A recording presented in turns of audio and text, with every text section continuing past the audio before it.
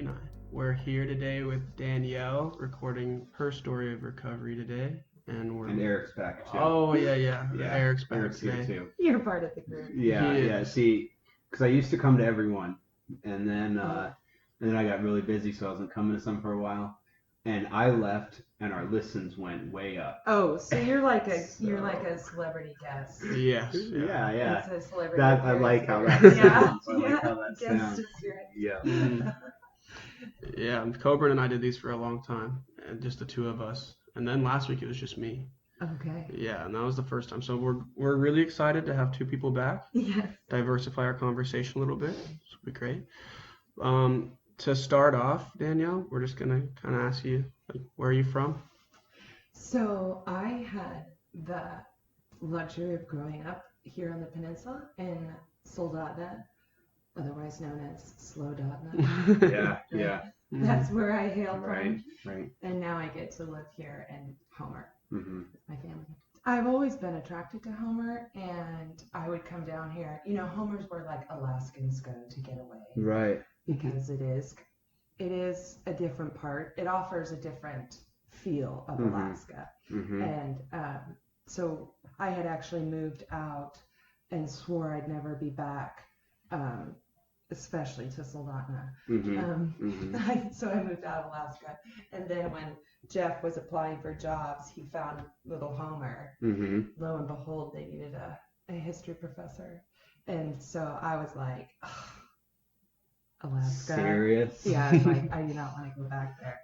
But if you do get the job, Homer is, of all the places to end up, Homer is probably one of the only places I would move back to. And look at us now. Yeah. 4 years in. Yeah. And we are happy. I'm happy to be in Homer. Yeah, being from Soldotna and it being just a small town. Well, yeah, a small town too, and just kind of the similarities and differences between then and now. Do you go back pretty often? So my a lot of my immediate family is still up there. My dad and siblings live up there. My mom just passed away this summer, so I'm still getting used to saying my dad lives up there. But a lot of family members, so we go back and forth often. Soldotna has changed as far as what you see on the outside, but I feel like Soldotna is still the same. Like the spirit of Soldotna hasn't changed much to me that I've experienced. So you grew up. So I grew up. Yeah, I guess I'll start. I grew up in Soldotna with a big family. There were 6 kids. Oh wow! Including you, yeah. Including me, yeah. Where were you at in the order? I was the middle child. Okay.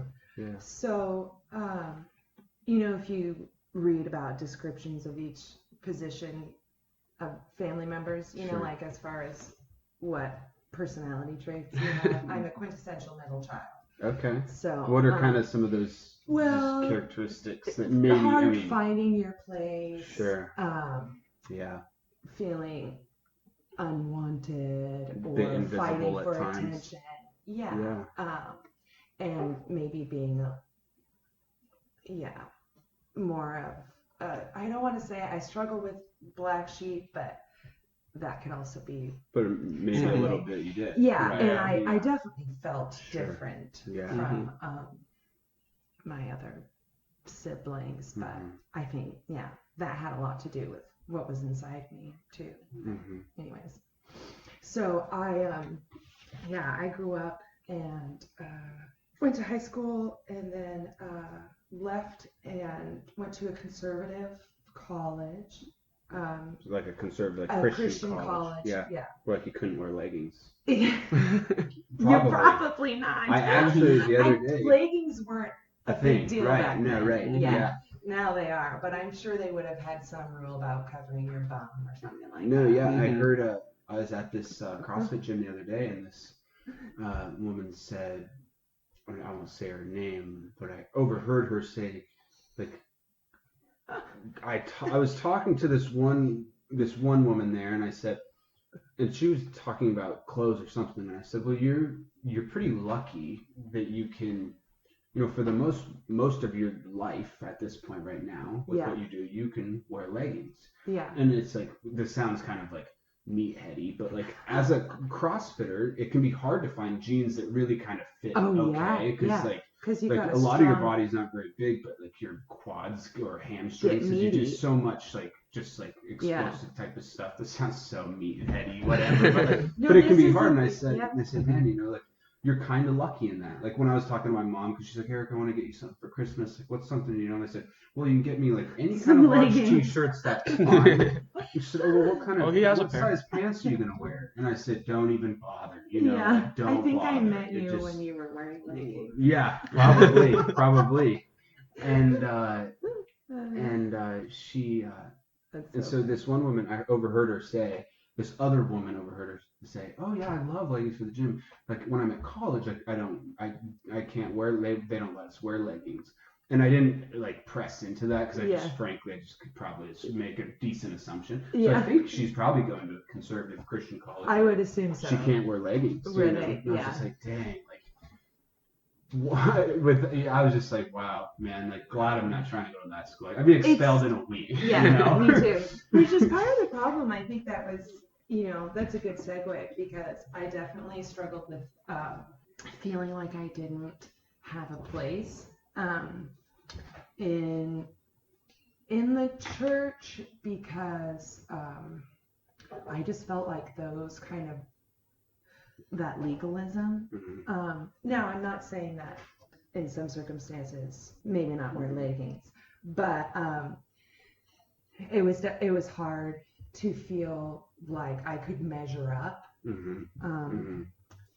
based off of the high standards, or just I think the pigeonholing that the church can tend to swing towards, and that was really hard for me growing up because I felt misunderstood because I was attracted to a lot of like gray areas. That would be gray areas in the evangelical church, especially a legalistic perspective. And I know what you're talking about. I spent a couple of years kind of solely focused on like, I'm going to do ministry. Like that was my like, idea. It was like I'm going to be in ministry. The highest calling. Right. I was like, I'm going to be you know what I'm going to do? Looking back, I'm just like, gosh, I'm so blessed to not be on that road right now. And that sounds so backwards, right? Yeah, Christian jargon. Right, like to not be on the road to Damascus right now is like such a blessing in retrospect. But it was like, I'm gonna, do like some form of like full-time like missionary ministry type of work. Like that will be my will be my goal, right? Yeah. And it was. And it is like the legalistic pursuit, I think, is like it's stifling. Especially as and it supports all these views like that other people said, oh, you go to college, man, you're not be a Christian anymore. I don't know if you ever heard that. Like if you go to like some public school, like and they're gonna teach you evolution, and you're not gonna get Christian anymore. Like but like in the psychology, some of the things that and I think psychology is hard because it's a science, but it's also full of some type. You see some data, and then some people try to make a hypothesis around it, and you can kind of make another one. It just gets hard, right? Right. And so, but one of the things like there's a field like evolutionary psychology, and if there's anything I've really come around on is that like, we probably have some pretty fundamental drives in us, and like there are some like legalistic like. Do's and don'ts that oppose the drives pretty hard. And it's just like, and if you go too far in a legalistic way, like where you're almost shamed for even having tension, you just set up for like perpetual guilt, perpetual guilt. That is what I think kept me an addict for so long, was the shame and the guilt of feeling like it was some moral failing inside of me that was not able to stay sober, and that I wasn't praying enough, or I wasn't repentant enough, or I wasn't trying hard enough. Like I should just, be able to stop after one glass of wine, and me thinking like, well, that's impossible. But not realizing that it was impossible because it was a biological response that I had to alcohol. But coming from the understanding that my parents had, again, I think back in that generation that I grew up in, mental health was not something that was addressed in the church, and that mental health is an actual area of illness that is serious. I think that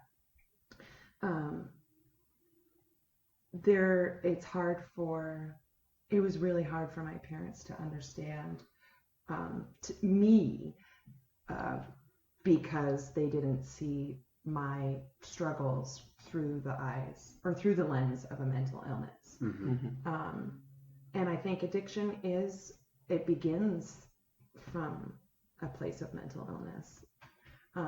And I don't want to like broad sweep that for everybody, but I know that for me, I was prone to addiction based off of a strong influence of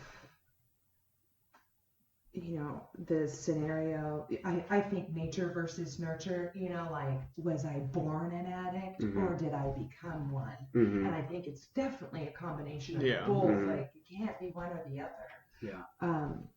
But I brought up my position in my birth order, kind of left me struggling to figure out who I was, and then being who I was, like, slightly more colorful than my other siblings, and I had tendencies to more like verbose behaviors that my parents were, I think, maybe afraid of, or they didn't know how to like handle that.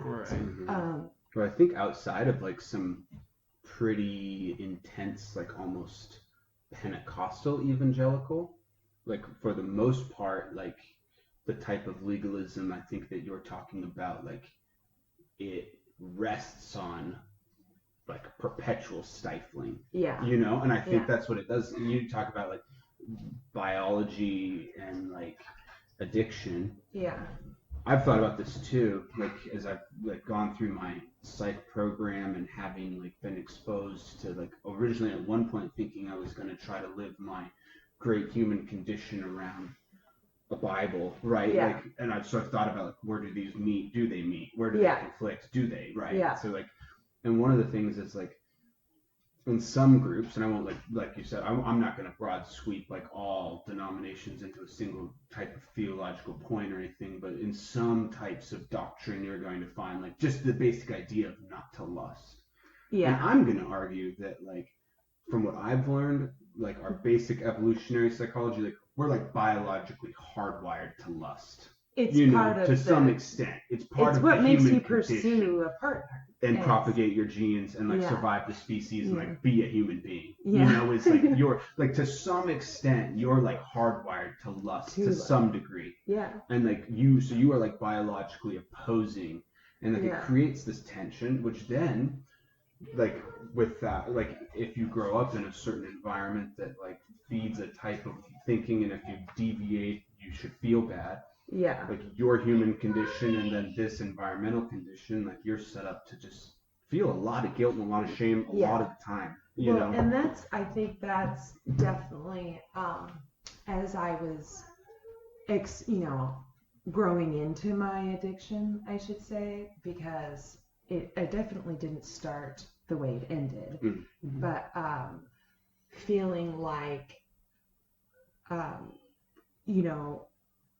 my childhood was very performance-based, and feeling like I keep not being able to perform in this area. And so since I couldn't perform then I wanted to just scrap the whole thing and say, you, I can't do your standard, and since there's no place for me, since I can't perform, then I'm just gonna go do everything that's off limits, you know? Yeah.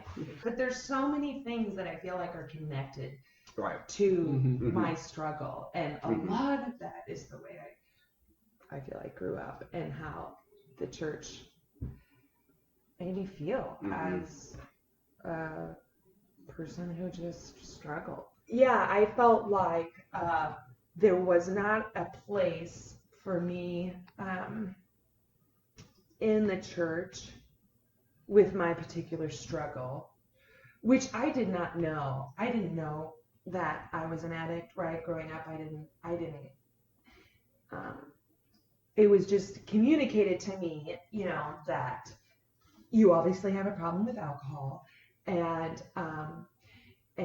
but growing up, you know, alcohol was always off limits, so I was never really introduced to healthy drinking habits or what it looks like as a non-alcoholic to, you know, so I didn't start drinking until I was 20, I think was my first like drunken experience.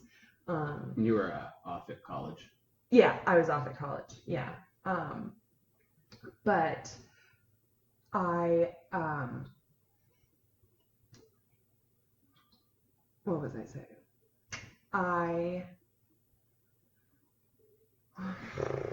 Well, you didn't know. I think here is kind of where we're gonna really find either you being told like, dude, you have a problem, or you kind of coming around, man, maybe. I think so. So what happened? About to come to some like lights, you know. Yeah. Well, the lights didn't happen until later, but I always felt like I just couldn't stop sinning in this area, right? That I just wasn't. So can I interrupt real quick? Yeah. Because I think our listeners are going to have these questions that I have. Yeah. And I'm sitting here, I'm kind of thinking, like a woman growing up in a pretty legalistic church setting, you don't need to share all the details, but what does this like sinning with alcohol look like? You know, at this point, I don't know what it looks like. Yeah. Okay. So I kept. So when I decided to start drinking as an adult, you know, a lot of at college. College. Well, you know, my first experience was not graceful by any means. And I felt really guilty about it because I was going to a conservative Christian college, and you sign a waiver that you won't touch cigarettes or drink alcohol or gamble or do any risky behavior while you're a student with them. So being who I was, I did all of those things.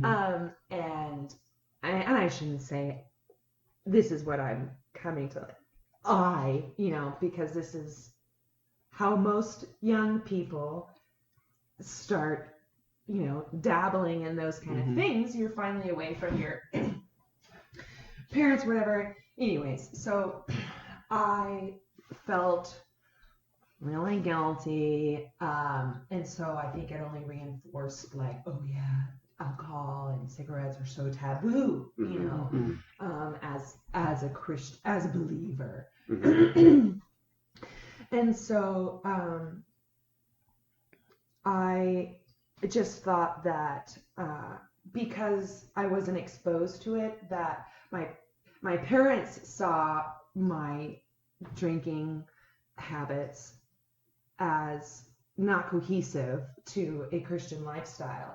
And so that I just thought that they just didn't, you know, just because they didn't drink, they had issue with me drinking.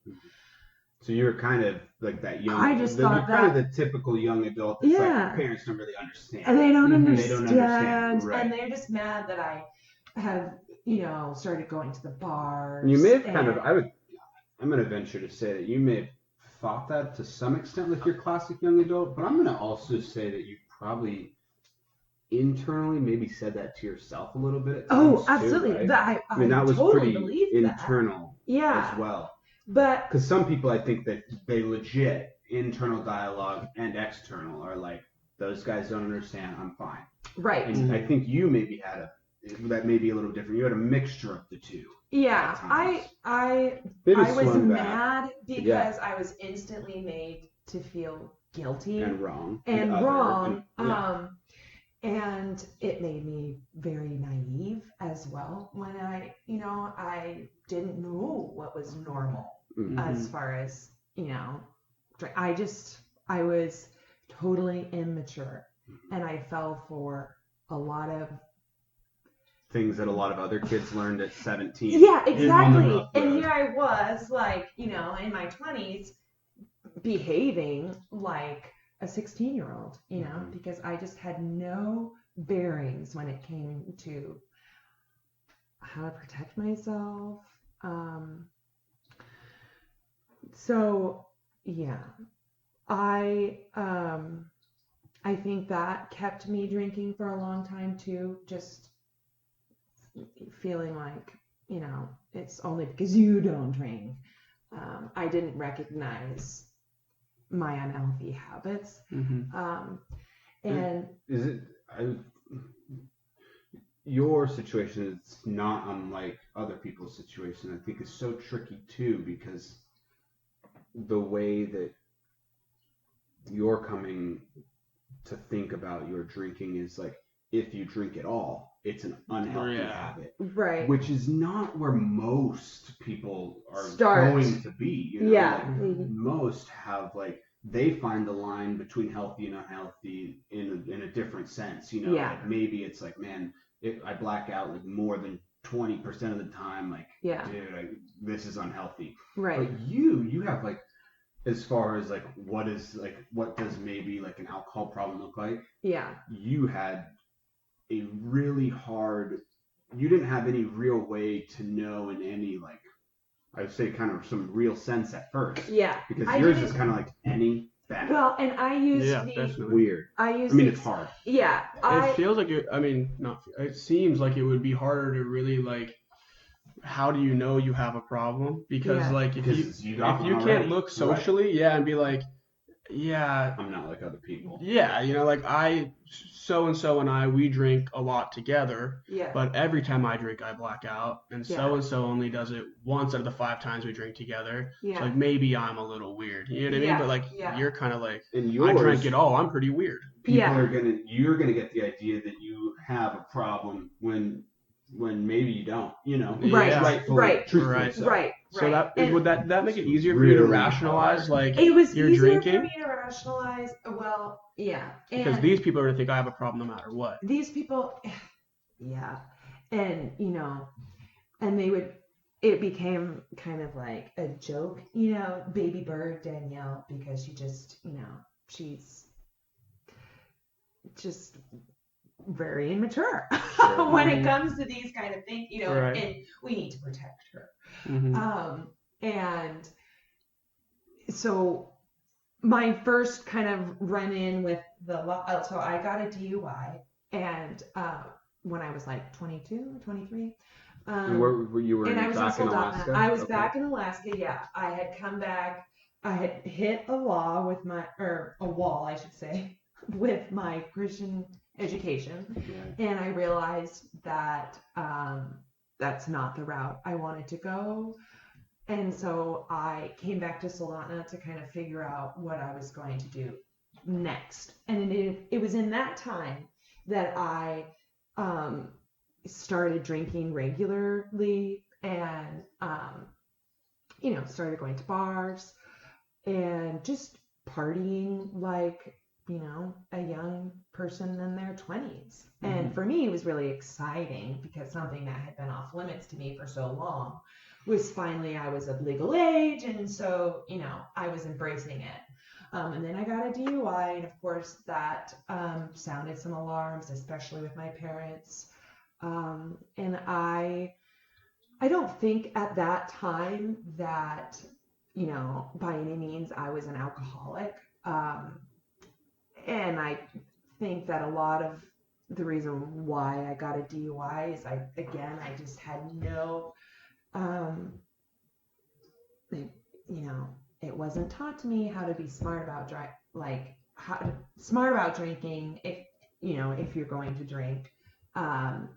So again, I was just kind of flying by the seat of my pants, and didn't, there was no boundaries for me set up yet in that arena because it's just a free for all. I wasn't supposed to be there anyway, so I was just kind of figuring it out. So I got a DUI.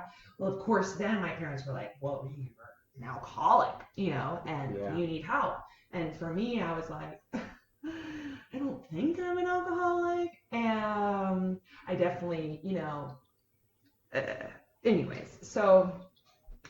You kind of rationalized. I was rationalizing it. Yeah, and I think that at that, it was true. I wasn't an alcoholic. I had made some pretty bad decisions. But then I was looking for a way of an escape from my parents, because it was kind of in coming back from that DUI, and I hate bringing this up because things are different now, but the only way to kind of recover from that was for me to move home and be with my parents. So they kind of rescued me from that. And again, that rescuing didn't teach me anything about how to come back from something like that as an adult. It kind of put me back under, well, my parents just need to make those kind of decisions for me. And I let that happen. But of course, that's not sustainable. So right when I was able to get my license back, I beelined it to Anchorage. And I was like, I'm gonna, now I'm fine. I have my license back. I did my time. And I got into the restaurant industry. And that, if people, it's a party scene. I mean, it's like the culture, man. Yeah, it's the culture. It's your late nights. So then you go out drinking after that. And for me, I was finding friends. And it was really exciting to me because there was a place of acceptance. Had some stability. I had some. You had a job. I had a job and I had friends, and we would, but once you're, I got exposed to other kinds of ways to party. Right. And of course those things, all kept those a secret but they only perpetuate your poor decisions. And it was, so then I got my second DUI when I was, I don't know, how old was I? 24 maybe? Yeah, it couldn't have been much longer. It couldn't have been much longer, 2 years after that. So then I got another DUI. And at this point, I was probably sitting pretty in alcoholic territory. I had sneaky behaviors. I downplayed my drinking. I drank in secret.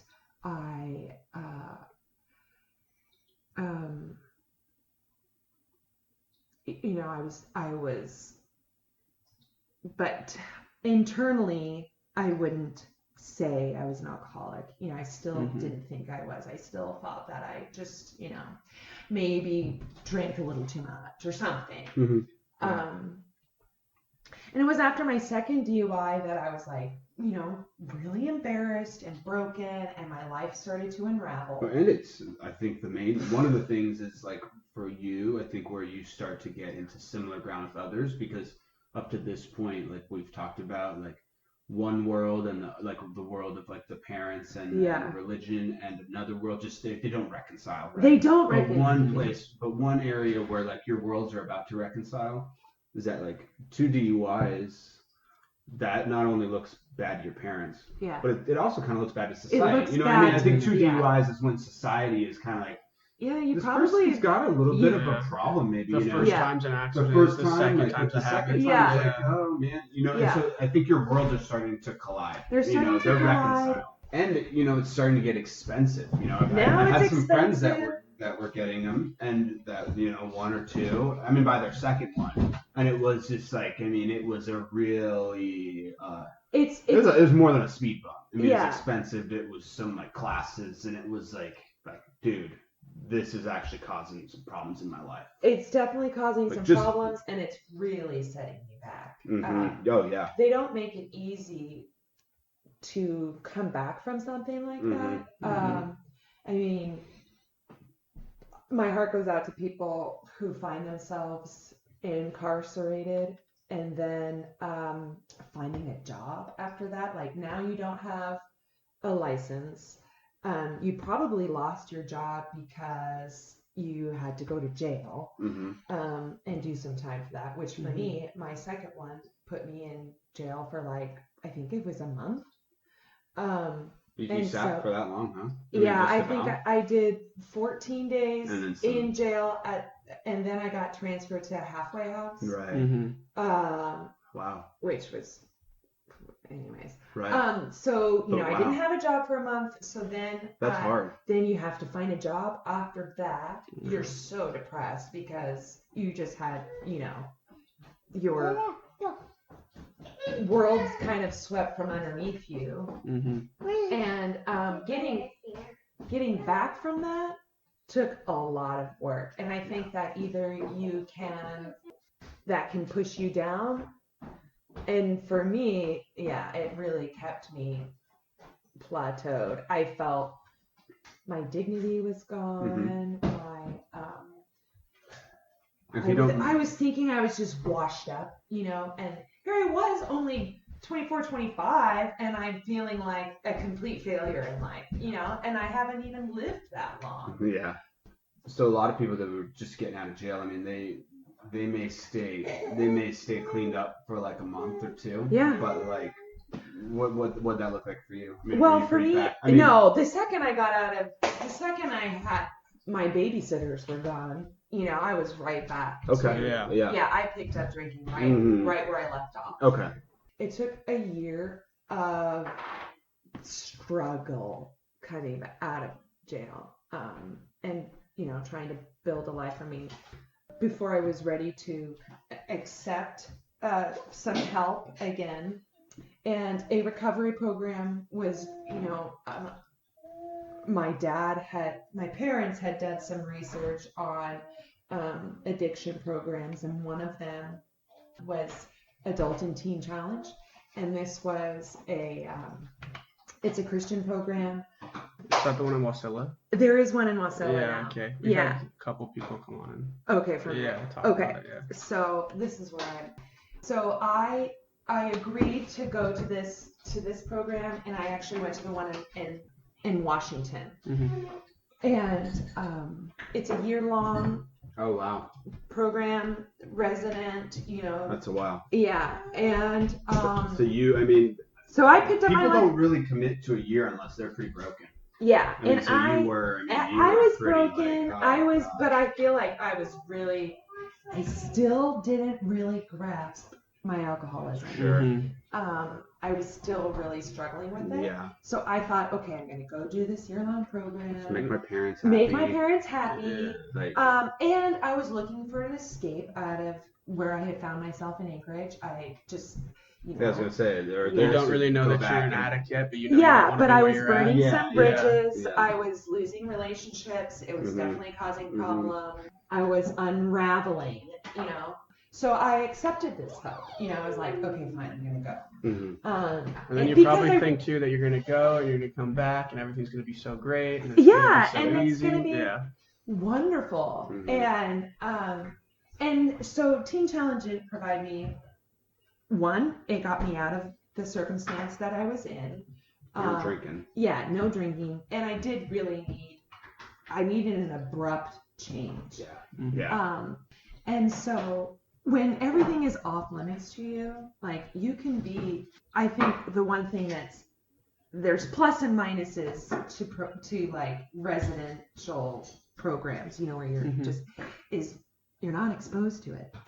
So unless you really make an effort to go use. Yeah. I mean, you're kind of in a little room of protection. Yeah. So anybody can be like sober in a program. And that was the thing, like I was in a different state. I was in it was just all women. We weren't even allowed to talk to men.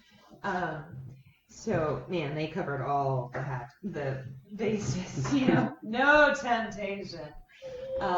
Which I think kind of made it worse. But and so what I encountered after I did this program was I did not know how to do life in the real world as a sober person. Yeah. Mm-hmm. And I did really well in the program. I mean, I excelled and it's had some structure and all of your. I loved Jesus, and I was just, a new person. But I still believed, and then this is gonna bring up the Christian jargon again, that God can redeem alcohol in my life, and I can take it back, and it won't always be like. I didn't subscribe to the once an addict, always an addict. Mm-hmm. I was like, no. Like I just haven't learned how to manage it. I just haven't learned how to manage it because of the way I grew up. Let's just blame it on my lack of exposure or whatever. So I was still planning again on drinking after I got out, and I did. That day came. And I think I made it like 3 or 4 months post-program without drinking. And then once I started drinking again. Kind of the first real opportunity that you knew you could kind of get away with to some extent. Yeah, well, where I felt like validated in my decision to pick up alcohol again. Right. And I'm going to imagine that you didn't like black out that first time. Not the first time. No, and it was really exciting. Yeah, this is the new. This is Cabernet Sauvignon. Yeah, exactly. It's chill. And I did. It's not cheap whiskey. I had after the program. I had relocated to Newburgh, which is in Willamette Valley, which is in Oregon, right? Pinot Noirs, and so there was like vineyard after just vineyard. Part of the life. Yeah, and so it was very it was really fun, to have that be an area where I started drinking again because it's so fancy, Right. Right.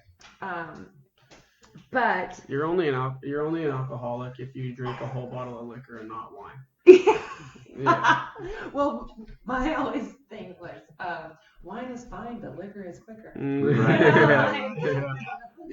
But anyways, so I man, there's a lot to this, but the feelings of failure came again when I started drinking, and I realized that I'm not any different than when I came into the program, and now, especially coming from such a structured environment where everything was off limits, now that they are not off limits, now that I'm in charge of making my own decisions, I just went back to all the things that I went into the program for, and so I was spiraling down the pit of, well, this is just going to be my lot in life now. Yeah. Since I can't do everything right, or I can't do this, then I'm just not going to try at all. Well, then I met my husband, my now husband.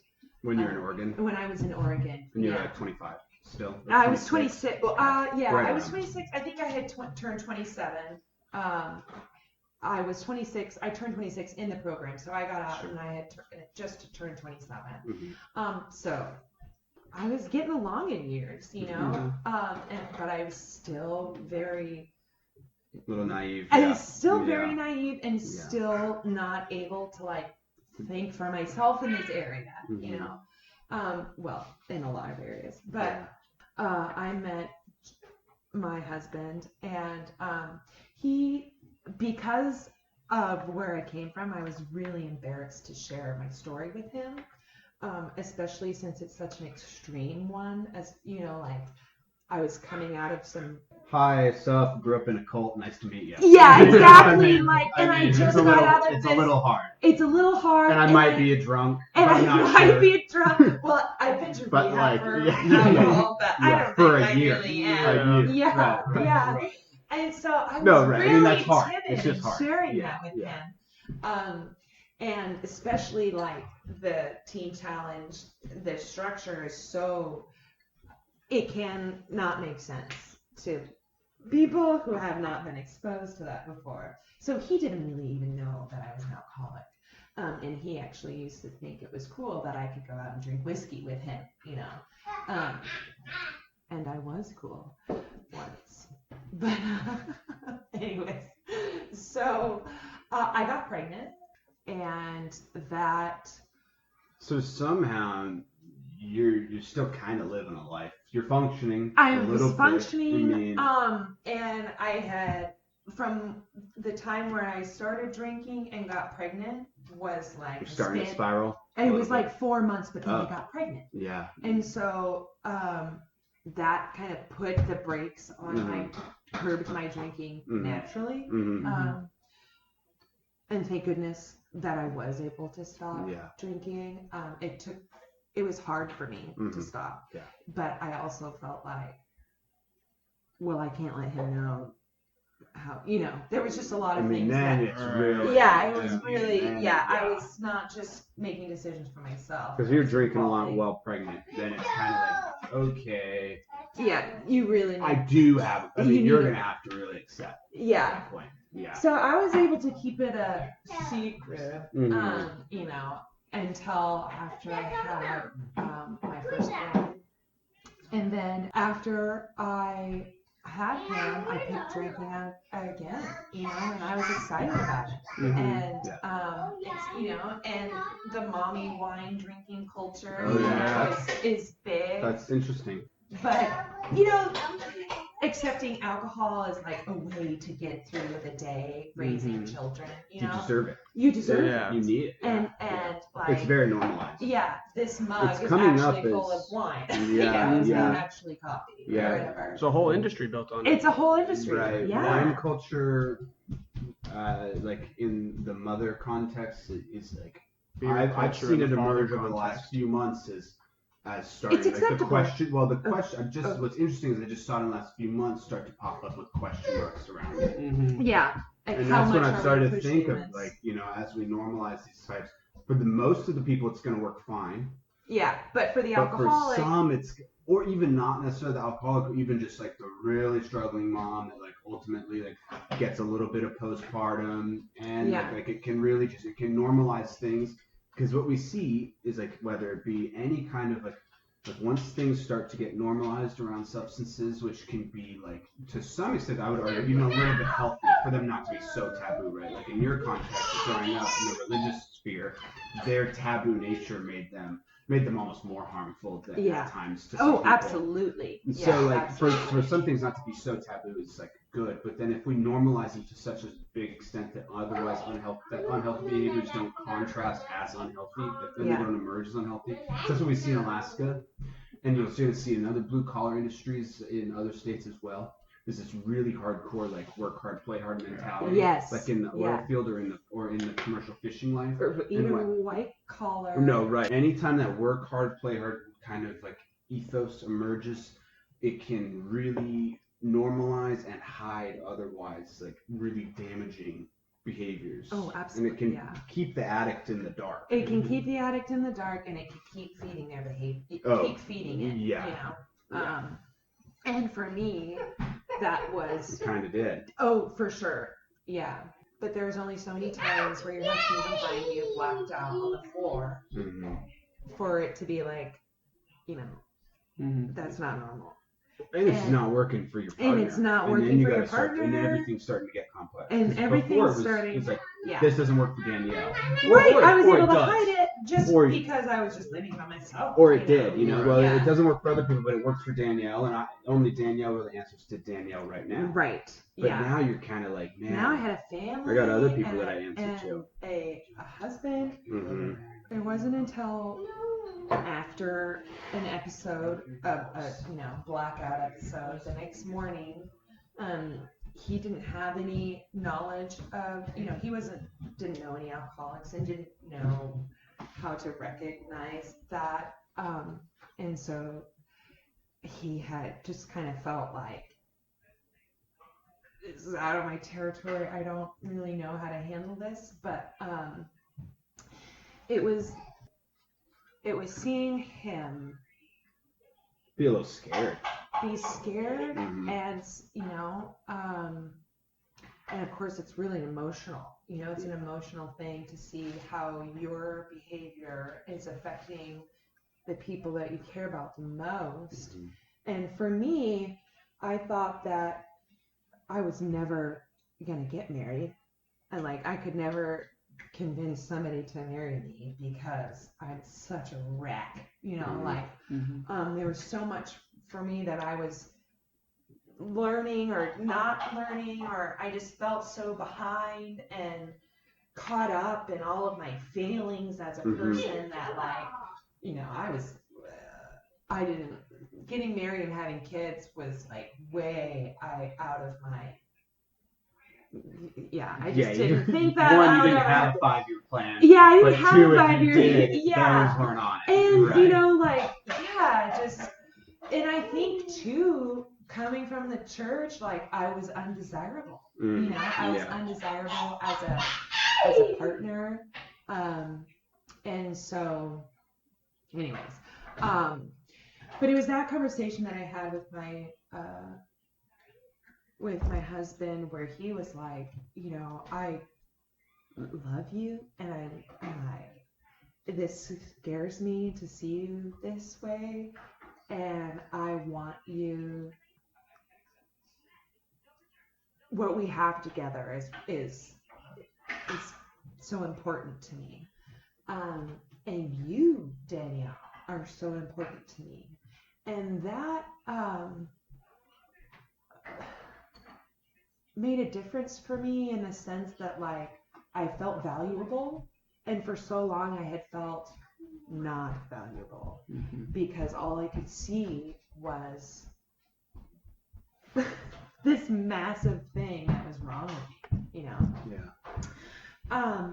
Well, then I was mortified, because now he knows that I'm an alcoholic, and if I admit that I'm an alcoholic, that, to me, that admittance meant so much, it carried such a heavy weight, because an alcoholic to me looked so, washed up, and then I was stigmatic stereotype of an alcoholic. Alcoholic. I was just going to be smoking cigarettes in AA. I had never been to an AA meeting in my life. I had just, I was just making assumptions. So that was, now I was responsible, Yeah, because, and that's the thing, if you say I got a problem, and it's probably something, what you come around to, it may mean a lifetime off limits. Yeah. And that's hard. And that was really difficult for me to accept right off the bat. I couldn't see my life without alcohol in it. Forever. That was just a crazy. That was maybe for a month. Yeah. But forever. But and a few instances happened where I was some people that I had connected with, because again, try to jump back here. We went from Oregon to Homer, Alaska, and so we were in a new place. I was in this new, I had a new family, and in a new place, and my husband was finishing, his dissertation was finished, and he was trying to publish it. and he was starting a new job. And so like there were a lot of like. So he's stressed. So there's a lot of stress in our life. Oh, and I was planning, and then I was planning a wedding. You know, so like I had a newborn baby, I was planning a wedding, we had just moved here, he's in a new job and he's finished. So there was like,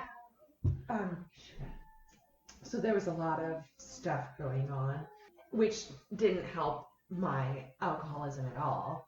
And once I had to admit that I was an alcoholic, then now I was responsible for what I was going to do with that. And I will never forget what he said, what my husband said to me was, which like was a game changer. He said, Danielle, you're just an alcoholic. Like it's not like we're in Aleppo right now with bombs being dropped on us and our very existence being questioned every single day. Like, there is something you can do about your alcoholism. And for me, I was like, to have it put so succinctly by somebody who I loved and cared for, instead of making me feel guilty and shameful about it, he was like, oh, well, that's fine, you know? And for me, I felt like once I admitted that I was an alcoholic, that people would not want to be a part of me then, you know, like it was going to, again, add to my undesirableness, you know. So anyways,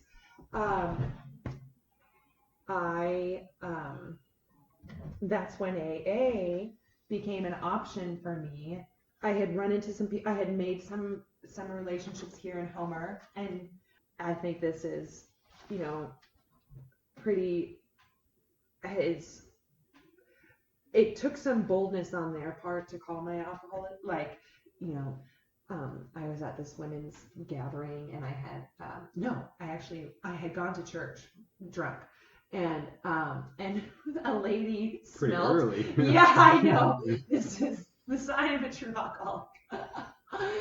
But a lady gave me a hug and smelled alcohol on my breath.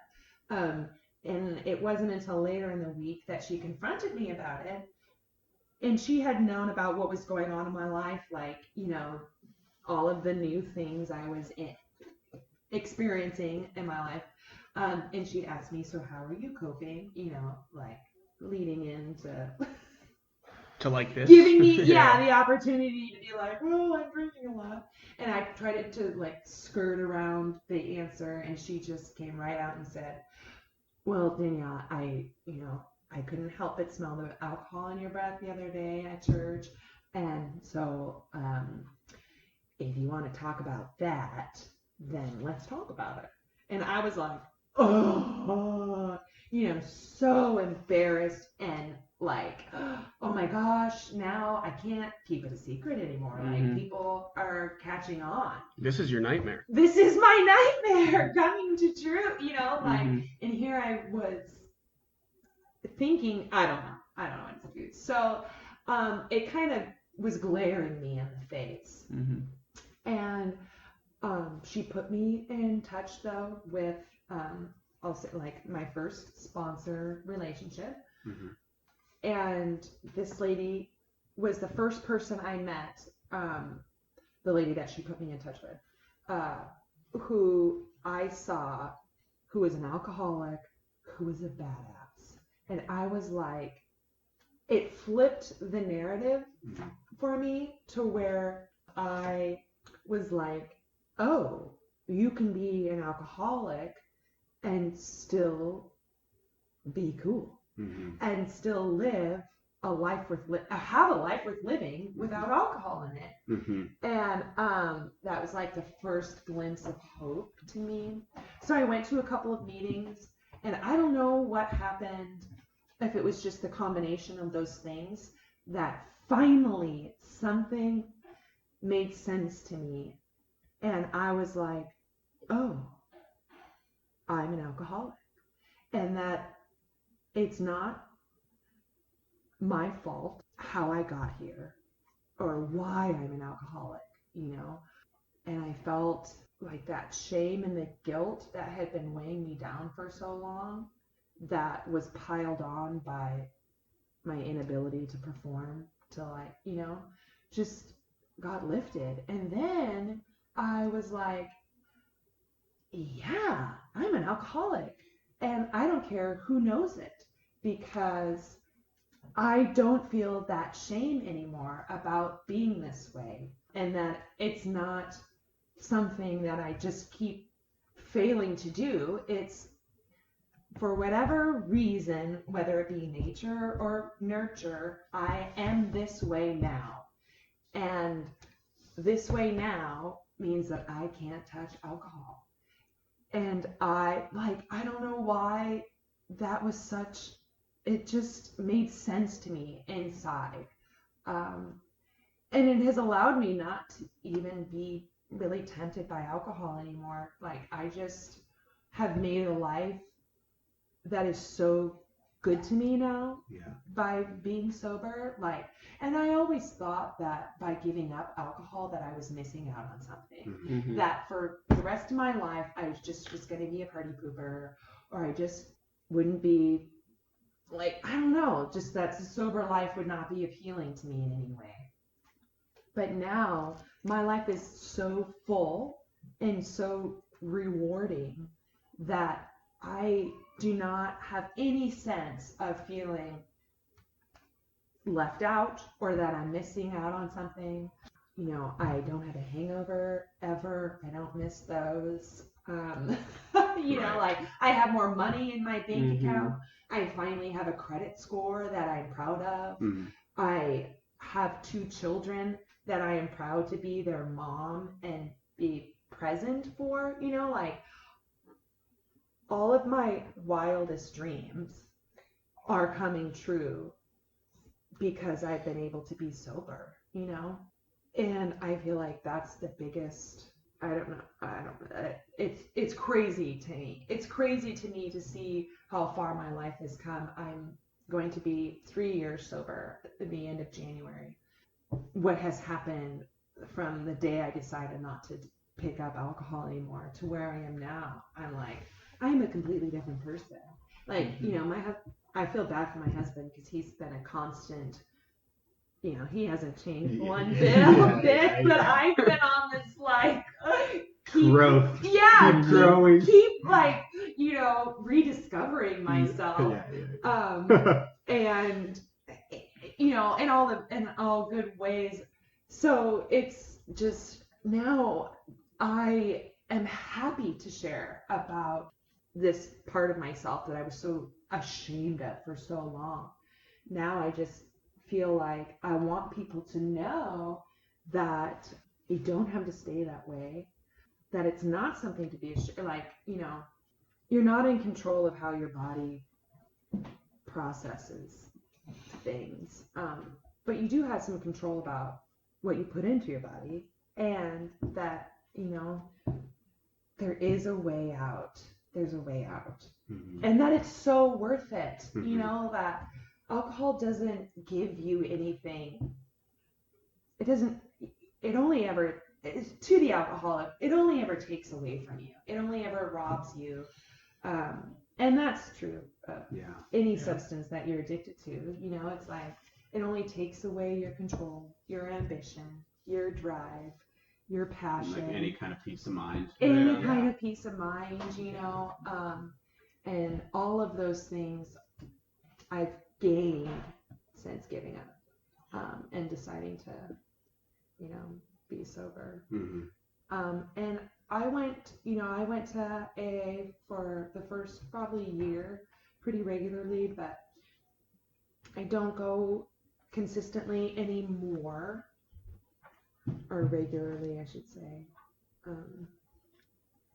But that's not because it's just a decision that I've been able to do my life without. I think for me it's hard because of the issue that I've had with programs before. It's hard for me to feel locked in, and that that I need to do this or I'm not going to be sober, and for me it's it is helpful, and it was extremely helpful for me in the beginning to find a community of people who we all share the basic same story, you know, and to find acceptance in how tragic your stories can be, you know, like it is tragic.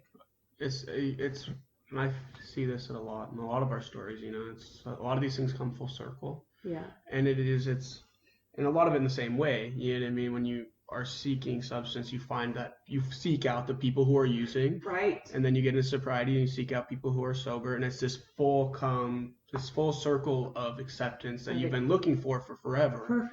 And that and then you get into like that nature versus nurture, the biological piece is like, I found it in something I really like right here, and plus I'm biologically prone to really loving it anyway. Yeah. So now it's really getting into it. Yeah. And then you find this acceptance too that's like more of a choice, because like you're not biologically like right to it, you know, you're necessarily magnetized. Yeah. So it's this like super freeing choice that like, man, I'm choosing to hang out with people who are sober sober. Yeah, and I think a big part about AA and why it is really important is not forgetting that you're an alcoholic. Right. Because, and that was a case for me for that 1 year of sobriety, thinking like, oh, now I can go out and drink and be fine.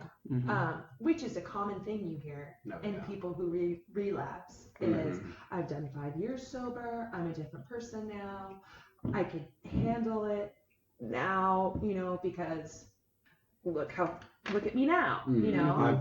I've grown, or this thing just doesn't affect me, right? Because your life is so good, because you have it. Now you're in a place where you can. Now you're in a place where you can control it. Yeah. So AA is good to keep reminding yourself, like, you know, no matter how long my sobriety is, my body is still always going to have this reaction to it. You know, it's not that you don't set out to not get drunk, you know, and it's not without trying, but it's once you put that in, it's hard to like all roads lead. Yeah, all roads. Yeah. And so it's just this is my stop. So that's why right. That's why I think in sharing my story, and the more people I know that I'm alcoholic, it keeps me sober too. Like I can't fool anybody. Yeah. All my friends know that I'm if someone sees you're drinking, they know that there's a be concerned. Yeah, you know. And so it doesn't bother me anymore. And in fact, I remember being in one of my first AA meetings, and a lady who had, you know, years of sobriety on me, and here I am bawling my eyeballs out, right? Because I'm just like so ashamed to have gone this far down that I'm in AA, you know. And she looked at me and she said, one day you will be thankful you're an alcoholic. And I remember being like, are you still drunk? Like, what? How could anybody ever be thankful that they're messed up in this way, you know? But now, being where I am now, I'm like, oh yeah, I am so glad. And it's because of I've been able to get sober that I can say, absolutely, I am glad, because I'm a stronger person. I have more empathy. I know how to, I just know myself better. And I feel like coming out of it has given me something to be proud of too, you know. I rediscovered my love for running. That gives me my dignity back. Having something that something that wasn't robbed. Something that wasn't robbed, and something that makes, where alcohol made me weak, you know, like running has made me stronger. And I'm proud of that, you know, and I'm proud that, and it gives me the feelings of, you know, that I work things out in my runs, and I feel better, and you know, working hard towards something and seeing the benefit of that. So anyways, I think I think one of the big things you shared that's really we haven't really talked about it in past podcasts, but it is there are some times like during when we're recording where things really, one certain thing or another really emerges, like that's something that we see a lot, like this is a theme, and some out of the podcasts that we've done thus far, some that have emerged, this the work hard, play hard culture, hides things big time, but for you, and I think what other people in substance, whether it be alcohol or other drugs, one of those ideas is one of the common feelings, very common feelings, common fears is, can I be an alcoholic and be cool? Because we all want to be cool, even people that are like, I don't care about being cool. Everybody, it's also probably, it's kind of we're hardwired to want to be included, included and usually accepted. being cool is what, I mean, that's just another way to kind of say, you're probably worthy of being accepted, that kind of cool, and that is a legitimate fear, that we've created, whether it be kind of from that mark of disgrace that society has come around to put on the alcoholic, to put on the addict, whatever, there's probably a number of factors that create this this belief and common fear that I can't be an alcoholic and be cool, I can't be an addict and be cool. But this is the thing, when we think about and I think it's part of it, and this kind of sounds a little nerdy, but I'll just go with it. I think it's part of kind of the language that we use, and this is what I mean. When you were a drunk alcoholic, you were an alcoholic. Mm-hmm. Today, when we talk about you, and when mental health professionals, or when any other, whatever the spectrum of people you want to talk about, when they talk about you, you're an alcoholic. Mm-hmm. So our language creates this poor distinction between drunk alcoholic Danielle that can't meet her obligations to any extent and is literally endangering lives to the point where she's getting DUIs and spending time in jail and can't keep a job and all these other things that are man, Danielle needs help. And frankly, Danielle's not that cool right now. Yeah. Right. I mean, Danielle's hurting. She's a human being. She needs help. She's worthy of respect. But man, she's not that cool right now. Yeah. But then today, Danielle has kids. She's got a husband. She's got a life that she loves. Yeah. She's working toward different goals. She meets her obligations. When she says she's going to do something, she generally does it. Danielle is X, Y, Z, all of which make Danielle cool. Yeah. But Danielle not cool is how we talk about her as an alcoholic. And today, how we talk about her as an alcoholic. So when society pictures the alcoholic, they don't see the other side of it. Yeah. Yeah. And so it's that we don't have any way that we in our common verbiage break any distinction, you know what I'm saying? And I think that's what has fueled my passion for people to know that I'm an alcoholic,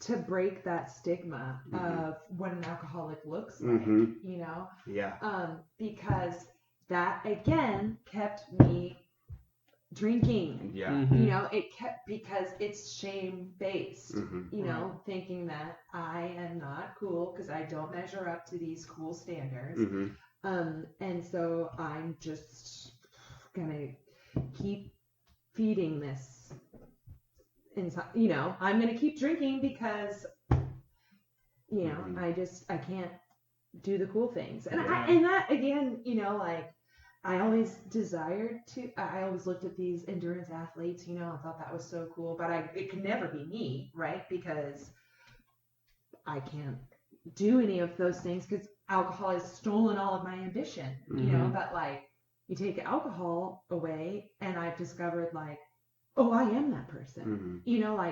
Those things are me, but it was alcohol always got in the way of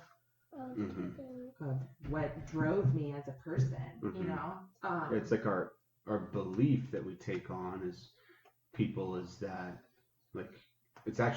it is really polar opposite of reality. It's if you continue drinking legitimately, you're probably not really ever going to be that cool. Yeah. Because one, you're going to be pretty miserable a lot of the time with your own guilt, your own shame, your own inability. Because as people, like what we see with people in addiction who go through that is they let themselves down a lot, you know. Oh. You can't trust yourself anymore because you're going to quit tomorrow. Yeah. You're going to get cleaned up tomorrow. And eventually you're just like, man, I can't trust myself at all. Yeah. Like, you know what I'm saying? And so, like, we have this idea that, like, man, if you can't, like, if you're an alcoholic, you're not cool. But, like, really, if you're an alcoholic that continues to drink, you're probably not going to ever really live up to your idea of being cool. Yeah.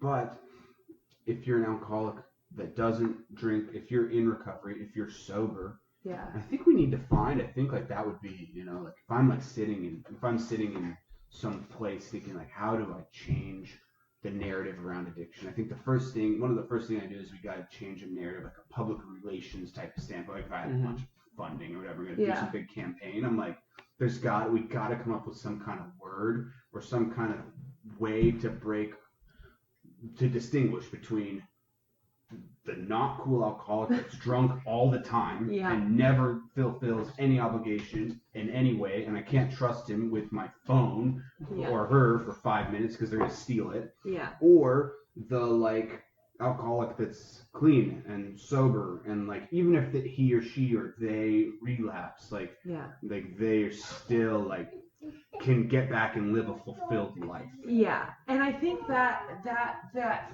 fear of, I remember this in the program especially, that fear of relapse. Like, oh, that would just be the end all. You know, like, if you ever picked up alcohol again, then, like, you know, just sign yourself off because, you know, relapse, and that word relapse is just so dangerous. It's a scary word. It's a scary word. And to an addict, relapse can be a matter of life or death, and often is a matter of life and death. So it's not something to, like, not say with some brevity, but, like, it doesn't always have to end that way. And the reality is relapse is a part of, it can be a part of recovery. Yeah. And that, you know, for me, technically, I relapsed so many times before I reached where I am now, a 3-year span of sobriety with, you know, no intention of ever picking up alcohol again. But it took many relapses to get there, you know. And now, you know, when I went back to work in the service industry, you know, at first I was a little apprehensive because, you know, that's what fueled a lot of my problem in the beginning. But where I am now is, like, you know, part of my job is serving and pouring up alcohol. I always thought it would be cool to be a sober bartender because that's just such a contradictory. It's edgy. But here I am, and it's like, that's what I am. And I am not ashamed to tell people, you know, like, I actually don't drink anymore, but I'm happy to pour you another, you know, because by the way, I've accepted 15%, boss. Yeah. 20%, right? Is that the tip? Oh, yeah, exactly. 20% is standard. Yeah. Okay. We hope for 20%. Okay. But, you know, like, that, I think that acceptance piece for me, you know, I just know that it's just off limits. And it doesn't scare me away. So that for me is part of taking back the idea that our culture has around alcoholics, you know. And since, I hate to say, like, achieving sobriety, but, you know, since becoming sober and now living a sober life, it has opened up some doors for me. Definitely, it's given me my brain back and my will back so I can actually think straight for 2 seconds. And my plan is now to, where I had always wanted to be a nurse, and I had always, you know, I had gotten involved in the medical field and was really excited about that. But again, my alcoholism kind of sidelined all of my intentions to further my education in that area. But now I'm finally at a point where I can concentrate, despite having 2 children. But where, I can actually now continue down that road. And I'm excited about, I'll be applying for the nursing program here in Homer. And I'm excited to bring my knowledge of addiction to hopefully the medical field. And, I kind of entertain thoughts of maybe something in addiction or psych or something, just because I have so much experience in that. But mainly, I want people to feel like their story is valid and their struggle is valid, and that there is, you're not alone in your misery and in your suffering, because there is a tremendous amount of suffering that goes with being an addict, of whatever addiction you have. And, it leads you down a very dark road. And so for me, I think part of being sober is sharing my story and responsibility that I have as a sober person, to share that light, that there's hope. And believe me, I've been in some pretty dark places. And to be where I am now, having literally my wildest dreams come true, it's so exciting, and I want people to know that can be true for them as well. That it's never too late. That you're worth it. That your dreams and ambitions and your desires are totally worth being sober for. And that the world is literally your oyster. Your oyster. It is. Yeah. I was like, oh my God. It is your oyster, Yeah, because I totally. see so clearly what being sober has done for me, and it's only given me every opportunity. And people don't care that you don't drink. Not people that much. Don't care not as that much much. as you think No, they do. no.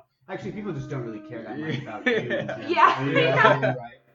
Right. Totally. Definitely. They don't care. You think that people are concentrating on you, but they're not. Right. You don't they're care just what you're not. wearing. There, people don't. Yeah. There's gonna be a few. I mean, there's gonna be a few times where people are like, man, you sure you don't want to drink? Are you sure you don't want to? Yeah. Like, come on, like some special occasion of. But like for the most part, like the people that are really egging that on, like they might want to consider like what's going on. Yeah. What's driving them isn't that right. worth. Isn't really you. Isn't you? Yeah. And you know what? Like it's that could be either anybody else. They'd be asking the same question. Yeah, and I feel like sobriety, especially, I feel like now is becoming more of like becoming kind of hip. It's becoming hip, and it's good. That's my intent as a sober person now, is making it not cool.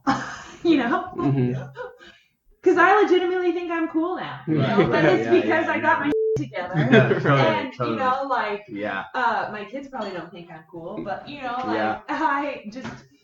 don't know. Yeah, no, I've had because I'll go to law school next year, and I've had some, it's a lot of it's based on the fact that this idea is because it's true. Like a lot of there's some pretty big substance use among the profession of lawyers. Oh yeah, again, that white collar, work hard, play hard. Right. And that's that's off limits to me. I mean, I just know I know that that's not something that will be for me. And so I've thought kind of those. I think we all kind of do it. Man, am I going to be the party pooper? Am I going to be not? No, actually, your friends will like you more because now you're available to be the DD or the person who's actually thinking things. Yeah. The safety blanket. The safety blanket, the buffer. And but I think this is kind of the raw truth of it was I've thought about it, and I just thought, like, if I was there and somebody was really, like, cornering me on it, like, and that would have just wanted to be kind of like, dude, like, screw off, on the one hand. But then on the other hand, kind of, like looking like I'm at this school that, like, 5 years ago, like, I would have never dreamed of attending, Right. And I'm just, like, just, if I was being, like, super honest with this person cornering me, like, look, dude, like right. You think I'm not cool right now? Like you want me to go down this road? I'm gonna be really not cool in 3 months from now. I mean, really not cool. That's what I say to people when they ask me, like, oh, why don't you drink? And it's like, because I wouldn't stop. That's why. That's why, like, and make a joke out of it, like, make light. Right. Again, to hopefully counteract the stigma, but like, oh, when somebody's asking, why don't you, why aren't you partaking? And it's like, because I've partied hard and I'm done with that. I'm done, and I would probably drink you on the table and then not wake up. Right. So that's why. Yeah. It's like I'd probably drink under the table for the next 4 or 5 days. Yeah. It may be cool, like, today, it may be cool tomorrow, it might be awesome, man, like, a week, 2 weeks, 3 weeks. Eventually, it's just it's gonna really not be cool. No, it makes you uncool. Like, I get to be pretty cool right now. Like, I'm at one of the best law schools in the world, and that's pretty cool. Yeah. But trust me, dude, like, if I do this, it's gonna be pretty uncool pretty soon. Pretty soon. Yeah. And I think that's another thing too, is like we get to be pretty cool. We get to be who we want to be, right? Yeah. Because we're not. This thing isn't stealing from me anymore, And I think that was like, oh, I felt unshackled, all of a sudden. The sky's the limit. Now that I don't have this holding the me last back layer anymore. of your stifled. Yeah, but like you can choose to shackle yourself back up, to tie, to put the handcuffs back on. But and I think too, a key thing is making your life worth it. Put, have something to lose. Have something to lose. That's what I've told Aaron. I said, dude, at this point, like, there's just too much on the table. And for me, it's only getting more. More and more expensive. There's more to lose every 3 months. Every 3 months, And I think that, they always say too, you have to just get sober for yourself, because if you don't do it for, if you do it for other people, then it's not going to last, And in my experience, it was getting sober for my husband and getting sober for my son. That was like the catalyst for me to get sober for myself. To actually, like, that was I needed that. And then I was able to, then I found that being sober was actually like awesome. Yeah. Where then I started, like, now I do stay sober for me, and it's the best thing, the best gift I've ever given myself was sobriety. And I stay sober for myself because now I see that my life is totally worth it, and that my kids are worth it, and that my husband's worth it, because I made myself worthy, like, I am worth it. And so, anyways, On that note, if you're listening and you need help, or anybody else that needs help, you can, and you're on the Kenai Peninsula, you can Google Serenity House and get in touch with their intake office, and you can be pointed to some direction of finding a place to get sober. There's options for detox as well, if that's something that's painful, quite literally, and scary. There's pretty much a roadmap from point completely lost to cool and, like, life worth living. So I think we've heard a story of being pretty lost and pretty broken, to, like, just quite literally running to all the great possibilities that life can offer, So thanks so much, Danielle, for sharing your story. Well, thanks for having me, and thanks for giving me the platform to get my story out there. A message of hope. This was you and I for the keynote.